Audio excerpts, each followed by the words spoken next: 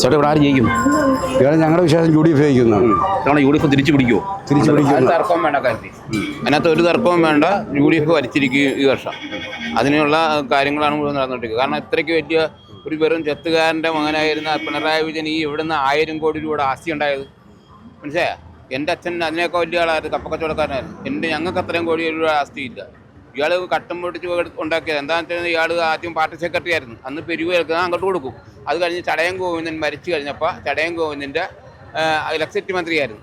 അപ്പോൾ അന്ന് പോയി കൊള്ളയടിച്ചിട്ട് പോന്നിട്ട് ഈ 33 പ്രാവശ്യം മാറ്റി വെച്ചിരിക്കുകയാണ് കേസ്. ഇതുപോലെ ലോകത്തിൽ എവിടെ ഉണ്ടായിട്ടുണ്ട് അങ്ങനെ ഒരു കേസ് കേട്ട് 33 പ്രാവശ്യം മാറ്റമൊന്നും ഉണ്ടായിട്ടില്ല. അപ്പോൾ അത്രയ്ക്ക് കൊള്ളിയാത്തൊരു മനുഷ്യനാണ്. ഞാൻ പിടിച്ചത് അത് തന്നെയല്ല, കൊല്ലത്തൊരു RSPക്കാരനുണ്ടായിരുന്നു. കൊല്ലത്തുണ്ട് ഒരു പരന അറിയുന്നു. ഇത്രയും വർത്തമാനം പറയണൊക്കെ ഒരു മുഖ്യമന്ത്രിക്ക് പറ്റിയ വാക്കുകളാണ് ഉച്ചരിക്കണം. അങ്ങനെയാണ് വേണ്ടത്. അങ്ങനത്തെ വൃത്തികെട്ട വർത്തമാനമേ പറയാനുള്ളത്. UDF മുന്നേറ്റമാണോ? UDF മുന്നേറ്റം ഉണ്ടാവും. മുന്നേറ്റം കറക്റ്റ്, ഒരു തർക്കവും വേണ്ട.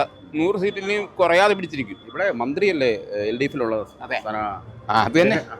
അപ്പം എനിക്ക് എൻ്റെ ആവശ്യം രമേശ് ചെന്നിത്തലയോ ബി.ഡി. സതീശനോ മുഖ്യമന്ത്രിയായി വരുന്നു. അതാണ് എൻ്റെ ആഗ്രഹവും.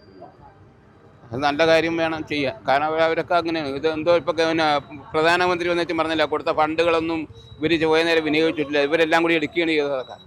എന്നിട്ട് എന്താ ഗുണം? പാവപ്പെട്ട ജനത്തിന് പോലെ ഇപ്പോഴും പെൻഷൻ പോലും തന്നിട്ടില്ല. അല്ലേ? 3000 രൂപ പെൻഷൻ എന്ന് പറഞ്ഞ് 2000 രൂപയാണ് പെൻഷൻ കിട്ടുന്നത്. 1800 എടുക്കുന്നത്. അങ്ങനെ നല്ല രീതിയിലുള്ള കാര്യങ്ങളൊക്കെയാണ് ഇവർ ചെയ്തുകൊണ്ടിരുന്നത്. പക്ഷേ ഇവർ എല്ലാം കള്ളന്മാരാണ്.